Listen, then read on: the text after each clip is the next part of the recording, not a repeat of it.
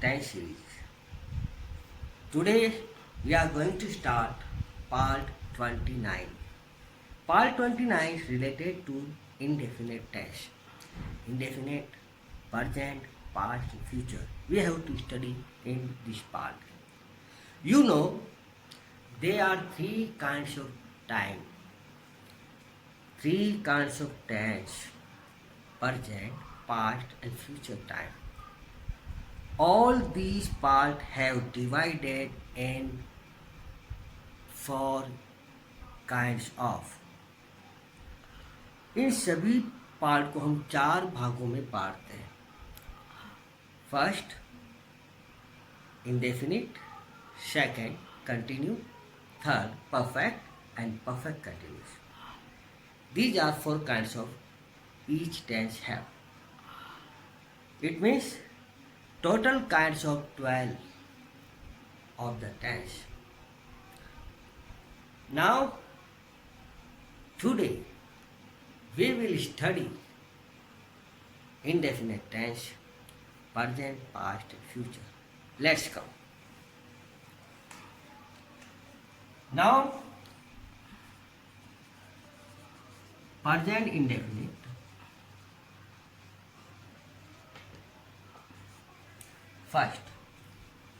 First the recognition of present indefinite.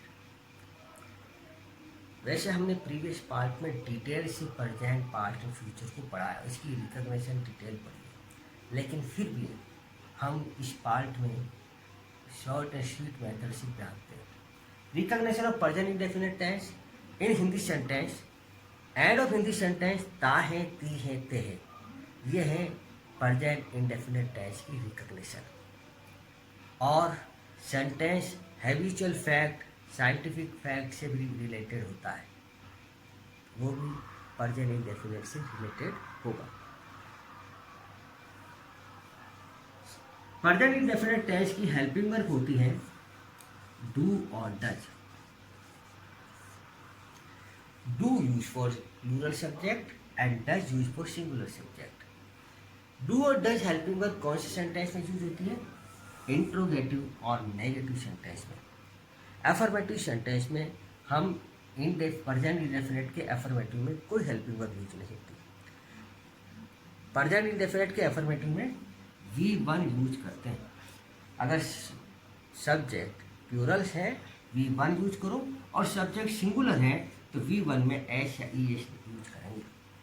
ये तो बनेगा V1 और एस और ई एस से प्रेजेंट इंडेफिनिट का एफर्मेटिव सेंटेंस. नेगेटिव और इंट्रोगेटिव सेंटेंस में हेल्पिंग वर्ब यूज करेंगे डू और डज एंड उसके साथ V1. जब नेगेटिव इंट्रोगेटिव बनाते हैं तो एस और ई एस को यूज नहीं करते, चाहे सब्जेक्ट कैसा भी हो, एस या ई एस यूज नहीं करते. तो हमने रिकग्निशन में क्या पढ़ा प्रेजेंट इंडेफिनिट में? ता है, ती है, ते हैं. ये तो पहचान हुई हिंदी सेंटेंस की जो प्रेजेंट इंडेफिनिट में होगा. और in English sentence by helping verb do और डज. अगर सेंटेंस में डू और डज है तो वह प्रेजेंट इंडेफिनिट का सेंटेंस हुआ. या फिर एफर्मेटिव सेंटेंस में V1 यूज हुआ है तो वो भी प्रेजेंट इंडेफिनिट का होगा. प्रेजेंट इंडेफिनिट की डिफिनेशन हो गई. अगर हम पास्ट इंडेफिनिट को पढ़ते हैं तो पास्ट इंडेफिनिट सेंटेंस की पहचान हिंदी में उसकी पहचान होती है in the end of Hindi sentence आ, ई, ए की साउंड. अगर सेंटेंस में आ, ई, ए की साउंड आती है तो प्रेजेंट इंडेफिनिट का सेंटेंस पास्ट इंडेफिनिट का सेंटेंस होगा. आ, ई, ए की साउंड होती है तो पास्ट इंडेफिनिट टेंस का सेंटेंस होगा. वह स्कूल गया, आ की साउंड आ रही, पास्ट इंडेफिनिट टेंस. या फिर ता, था, ती, थी, ते, थे, अगर ये हिंदी सेंटेंस के लास्ट में आता है वो भी पास्ट इंडेफिनिट का होगा. जैसे वह स्कूल जाता था, पास्ट इंडेफिनिट टेंस का सेंटेंस हुआ.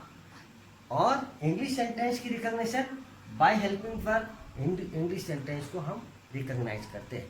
इंग्लिश का इसमें हेल्पिंग वर्ब यूज होती है डिड फॉर ऑल सब्जेक्ट. चाहे सेंटेंस सब्जेक्ट सिंगुलर हो चाहे सब्जेक्ट प्लूरल हो, पास्ट इंडेफिनिट की हेल्पिंग वर्ब होगी डिड. डिड को कौन से सेंटेंस में यूज करते हैं? नेगेटिव और इंट्रोगेटिव सेंटेंस में डिड हेल्पिंग वर्ब यूज होती है. एफर्मेटिव में डिड हेल्पिंग वर्ब यूज नहीं होती। एफर्मेटिव में कौन सी क्या यूज करते हैं? एफर्मेटिव बनता V2 से। पास्ट इंडेफिनिट का एफर्मेटिव V2 से बनेगा, पास्ट इंडेफिनिट का नेगेटिव डिड प्लस नॉट के साथ V1 से बनेगा, और इंट्रोगेटिव डिड और V1 से बनता है, did plus subject plus V1 से। क्लियर? तो पास्ट इंडेफिनिट की रिकॉग्निशन में आपने क्या सीखा? ता था, ती थी, ते थे, या आ ई ए की साउंड, और इंग्लिश में हेल्पिंग वर्ब यूज होती है डिड या फिर V2। Clear? Now next third होता है future indefinite tense. Future indefinite tense के अंदर हम पढ़ते हैं की पहचान हिंदी में होती है। हिंदी सेंटेंस के अंत में गा, गी, गे, अगर ये लेटर आता है, ये वर्ड आता है, तो वह फ्यूचर इंडेफिनिट टेंस कहलाएगा। जैसे वह स्कूल जाएगा, गा आ रहा है, वह स्कूल जाएगी, गी आ रहा है, हम स्कूल जाएंगे, गे आ रहा है, तो ये फ्यूचर इंडेफिनिट टेंस कहलाएगा, क्योंकि गा, गी, गे आता है। ओके, हिंदी में पहचान लिया। अब इंग्लिश की इसकी पहचान क्या होगी? इंग्लिश को में इस सेंटेंस को हम पहचानते बाय हेल्पिंग वर्ब। चाहे सेंटेंस कैसा भी हो, फ्यूचर इंडेफिनिट में अफर्मेटिव, नेगेटिव या इंट्रोगेटिव, हेल्पिंग वर्ब यूज होगी तीनों सेंटेंस में। कौन सी होती है? दो हेल्पिंग वर्ब यूज करते हैं मोस्टली, विल या फिर शैल। विल और शैल दो हेल्पिंग वर्ब यूज होती है। वैसे आजकल हम सभी प्रकार के सेंटेंस सब्जेक्ट के साथ विल को यूज कर सकते हैं, चाहे आई हो, वी हो या कोई भी सेंटेंस बनाते समय हम विल हेल्पिंग वर्ब को यूज कर सकते हैं। लेकिन टेंस के नियम के अनुसार अगर आई और वी के साथ शेल यूज करते हो और अदर सब्जेक्ट के साथ विल यूज करते हो तो yes. Part 29 translate into English. First sentence, सभी कर्मचारी भूख हड़ताल पर जाएंगे। किसी भी सेंटेंस को ट्रांसलेट करने से पहले हमें उस सेंटेंस के टेंस को रिकॉग्नाइज करना है कि इस सेंटेंस का टेंस कौन सा है। First find out the tense, second which type of sentence, sentence किस प्रकार का है, एफर्मेटिव है, negative, interrogative. First find out करते हैं टेंस, सेंटेंस कौन से टेंस में लिखा हुआ है। टेंस की पहचान क्या होती है? And of the sentences, this one is the end of the word. Last में लिखा हुआ है जाएंगे, गा, देगी, कौन से टेंस की पहचान है? Future indefinite tense. Tense clear हो गया? अब सेंटेंस पढ़ो। सभी कर्मचारी भूख हड़ताल पे जाएंगे, इसमें नेगेटिव फीलिंग नहीं है, इंट्रोगेटिव साइन नहीं है, इट मीन ये सेंटेंस एफर्मेटिव सेंटेंस है। फ्यूचर इंडेफिनिट का एफर्मेटिव कैसे बनता है? Subject plus will shell plus object, verb की फर्स्ट फॉर्म से। ओके, सब्जेक्ट कौन सा है? सभी कर्मचारी। क्या कहते हैं उसको? All the workers, WORKERS, KERS, all the workers, सभी कर्मचारी। इसके साथ हेल्पिंग वर्ब आएगी will, all the workers will. अब इसके बाद जाना आता है जाएंगे, ये उसकी हो गई main verb. Go, all the workers will go, कहाँ जाएंगे? भूख हड़ताल पर। Go on hunger strike, HUNGER hunger, STRIKE strike, hunger strike means भूख हड़ताल। सेंटेंस बन रहा है all the workers will go on the hunger strike. Clear? Affirmative sentence बना, फ्यूचर इंडेफिनिट। नेक्स्ट है क्या तुम बाजार जाओगे। सेंटेंस क्या से स्टार्ट हो रहा है? इट मीन्स हेल्पिंग वर्ब से हमें सेंटेंस बनाना है। इंट्रोगेटिव सेंटेंस है, सेंटेंस का प्रकार पता चल गया। टेंस कौन सा है? गागेगी यानी फ्यूचर इंडेफिनिट। फ्यूचर इंडेफिनिट का इंट्रोगेटिव सेंटेंस बनाइए। इसमें सब्जेक्ट कौन सा है? तुम है, तो फिर हम हेल्पिंग वर्ब यूज करेंगे विल। सेंटेंस स्टार्ट करो, विल यू जाना। गो, विल यू गो, कहाँ जाओगे? बाजार। Will you go to market, will you go to market, और वी पुट इंट्रोगेटिव साइन या question mark end of the sentence. Next है वे समय पर स्कूल जाते हैं। ये कौन से टेंस का सेंटेंस है? ता है, ती है, ते है, present indefinite tense. Present indefinite tense clear. इसके बाद टाइप ऑफ सेंटेंस, इसमें नेगेटिव फीलिंग नहीं है, इंट्रोगेटिव साइन नहीं है, यानी एफर्मेटिव हुआ।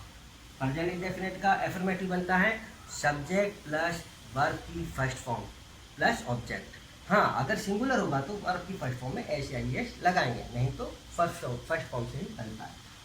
यहाँ वे सब्जेक्ट हुआ दे, दे और जाना को कहते हैं गो। दे गो कहाँ जाते हैं? School. They go to school कब जाते हैं? ऑन टाइम, समय पर। They go to school on time, वे समय पर स्कूल जाते हैं, यानी उनका रूटीन है, डेली टाइमली स्कूल जाते हैं, आदतन है, हैबिट है उनकी, यानी है नेचर में है कि वो अपना काम टाइमली। फोर्थ नंबर सेंटेंस है, तुम समय पर घर क्यों नहीं जाते? प्रेजेंट इंडेफिनिट का इंट्रोनेगेटिव, इंट्रोगेटिव है लेकिन नेगेटिव है। इंट्रोनेगेटिव कैसे बनेगा प्रेजेंट इंडेफिनिट का? हम हेल्पिंग वर्ब यूज करते हैं इसमें डू या डज। प्लूरल सब्जेक्ट है, तुम डू यूज करेंगे। ओके, और क्यों से बन रहा है? WH word, why. Why do you, और यू के साथ लगाना है आपको नॉट। जब नेगेटिव होता है सब्जेक्ट के साथ नॉट लगता है। वाई डू यू नॉट, फिर go to home, why do you not go to home on time. ये हो गया interronegative of present indefinite tense. Next है, उसने एक मधुर गीत गाया। पास्ट इंडेफिनिट सेंटेंस है क्योंकि आ ई ए की साउंड पास्ट में आती है, और सेंटेंस हुआ एफर्मेटिव। पास्ट इंडेफिनिट का एफर्मेटिव कैसे बनता है? V2 से बनता है, subject plus V2 plus object, तो V2 यहाँ यूज होगा। गीत का गाना, गाया यानी सिंग, सैंग और सन, तो सैंग ऐसे एनजी यूज होगा।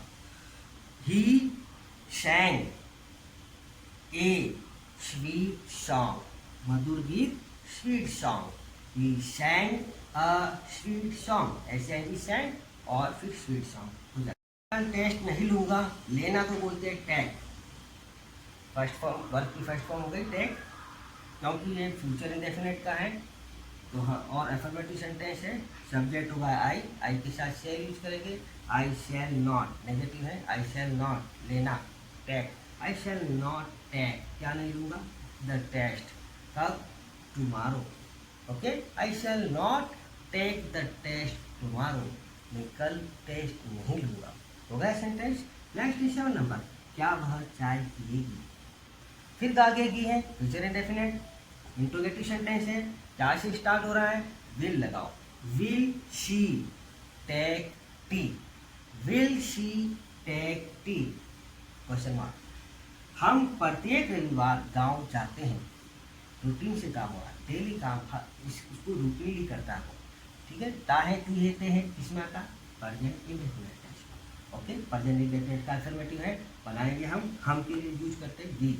Okay, we go to village, we go to village कब जाते हैं? एवरी संडे, हम प्रत्येक रविवार गांव जाते हैं, तो we go to village every Sunday. Verb की ओनली फर्स्ट फॉर्म क्योंकि सब्जेक्ट है प्लूरल।